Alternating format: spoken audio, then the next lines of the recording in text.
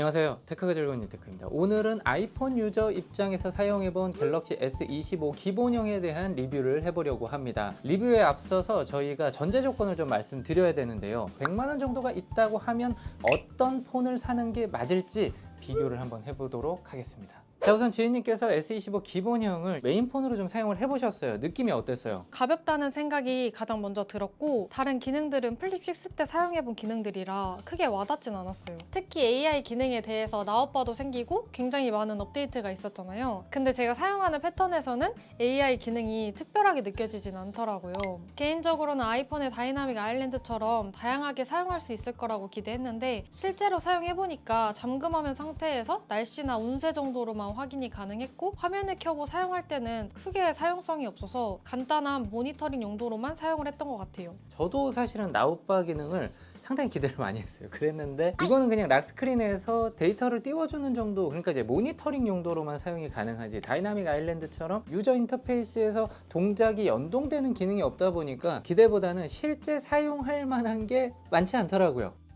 갤럭시 S25는 본격 AI 폰인데 AI 기능을 안 썼단 얘기인가요? 사실 카페에서 예쁜 소품 있으면 찾아보는 정도? 서클 투 서치 이렇게 몇 번 사용해본 정도가 다예요. 서클 투 서치는 삼성의 AI 기능이라고 보기도 좀 애매해요. 구글의 기능이기 때문에 다른 구글 기기에서도 쓸 수가 있게 되어 있고요. 삼성 AI 기능 중에서 가장 파워풀한 거는 통번역 기능, 그리고 이미지 생성 기능, 이러한 부분들인데 삼성 노트에서 응용 기능으로는 상당히 좋거든요. 그런데 일상생활에서 사용을 하기에는 재미 위주지 아직은 그렇게 필수 요소로 자리 잡지는 못한 느낌이 많이 듭니다. S25가 밀리언셀러를 넘어서 현재 많은 분들의 사랑을 받는 이유가 바로 스냅드래곤 8 엘리트가 들어간 칩셋 성능, 그리고 다양한 하드웨어적인 특징인데, 그런 빠릿함을 좀 체감을 했나요? 저는 아이폰도 프로 위주로 사용을 했고, 플립 6 같은 플래그십 위주로만 사용을 하다 보니까 크게 느끼진 못한 것 같아요. 이미 빠릿한 폰을 써왔기 때문에 더 좋아진 부분에 대한 체감은 별로 하지 못했다. 제가 이걸 주변에도 좀 물어봤어요. S22 플러스를 쓰던 선배가 이번에 25 울트라로 바꿨거든요. 사실은 굉장히 큰 변화예요. 분명히 빠릿해진 건 있지만 실제 사용에서는 크게 체감하지 못했다고 하더라고요. 자, 그런데 S25 기본형을 아이폰 16E하고 비교를 하면 디스플레이의 주사율 차이 확실하게 체감이 됐을 것 같은데 어땠어요? 120이랑 60이다 보니까 체감이 되더라고요. 그래요?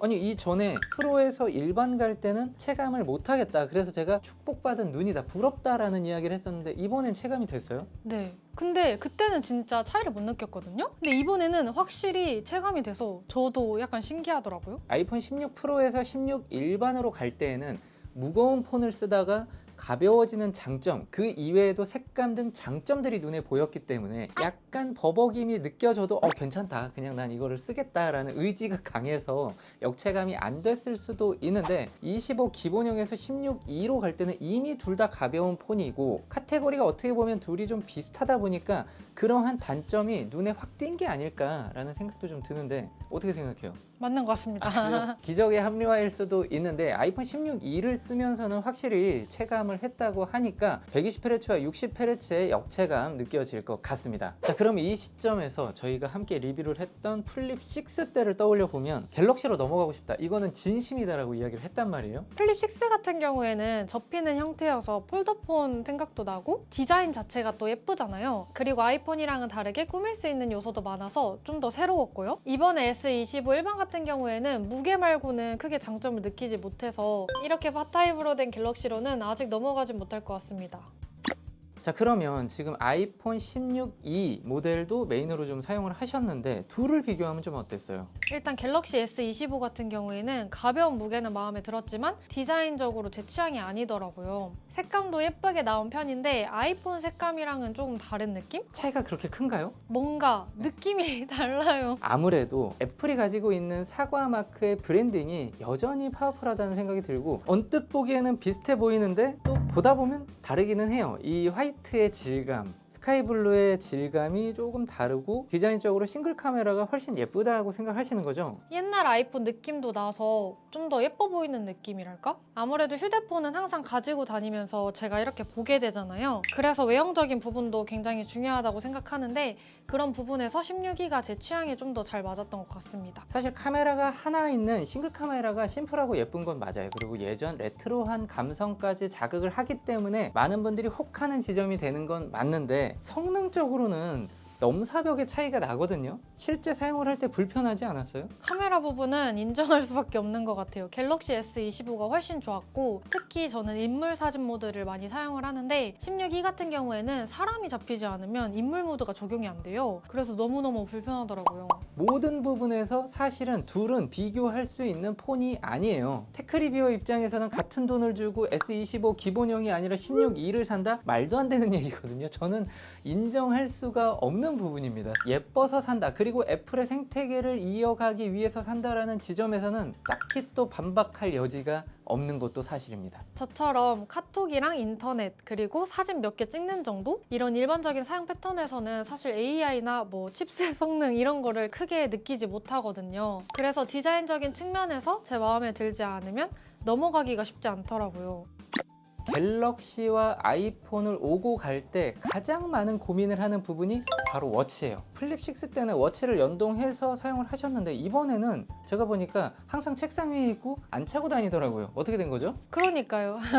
플립 6 때는 분명히 연동해서 사용을 하고 애플워치보다 좀 더 직관적이고 친절해서 마음에 들었거든요. 근데 S25 일반 때는 이상하게 손이 안 가더라고요. 이것도 디자인 측면에서 제 취향과는 조금 달라서 그런 것 같아요. 애플워치는 네모난 모양에다 줄지라기가 또 예쁘거든요. 그리고 스트랩으로 꾸몄을 때 꾸미는 맛이 있어서 기분 전환이 확실히 되거든요. 그런데 갤럭시 워치는 그렇지 않아서 잘 안 쓰게 되는 것 같아요. 저도 그렇게 느끼고 제 주변에서도 갤럭시 워치에 대한 기능을 탓하는 분들은 거의 없고요. 디자인적인 부분에서 좀 네모나게 만들어줬으면 좋겠다라는 이야기를 굉장히 많이 해요. 그래서 작년에 출시했던 제품 중에 갤럭시 P3를 가장 최고의 디자인으로 꼽는 분들이 많이 계십니다. 사실 워치를 쓰면서 우리가 고급 기능을 막 활용하지는 않잖아요. 어떤 딥한 기능보다 그냥 좀 디자인 심플하고 가볍게 좀 예쁘게 만들면 어떨까라는 생각이 좀 들어요. 자, 그러면 마지막 질문을 한번 던져볼게요. 플립 6가 굉장히 마음에 들었었는데 플립 7이 또 예쁘게 나왔다. 그리고 워치까지 디자인이 좋아졌다. 그렇게 나오기만 하면 넘어갈 것 같아요. 플립 6 디자인이 워낙 예뻤기 때문에 그대로 나와도 저는 약간 흔들릴 것 같거든요. 근데 거기서 더 예뻐진다? 그럼 당장 사! 막 이런 느낌이 들 것 같고 워치까지 디자인이 바뀐다면 안 넘어갈 이유가 없을 것 같은데요? 결국은 다 디자인적인 요소에서의 변화가 큰 메리트가 될 것이다. 넘어갈 수 있는 계기가 될 거다.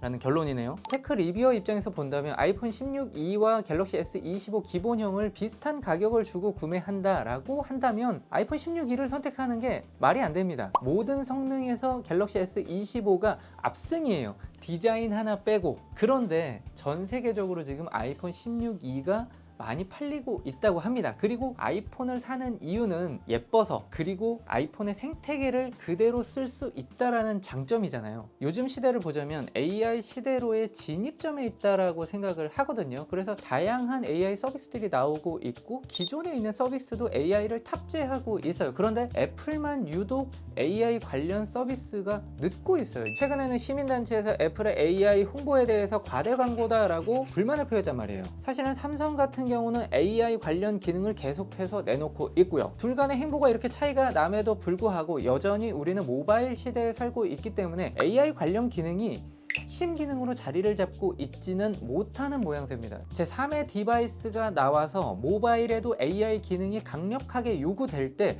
삼성의 AI 기능이 빛을 발할 것 같아요. 갤럭시 AI를 가장 파워풀하게 사용할 수 있는 부분은 삼성 노트라고 말씀을 드렸는데요. 제가 태블릿 리뷰로 돌아오도록 할 테니까요. 혹시나 궁금한 점이 있다면 댓글로 달아주시기 바랍니다. 네, 오늘 영상은 여기까지 하도록 하겠습니다. 감사합니다.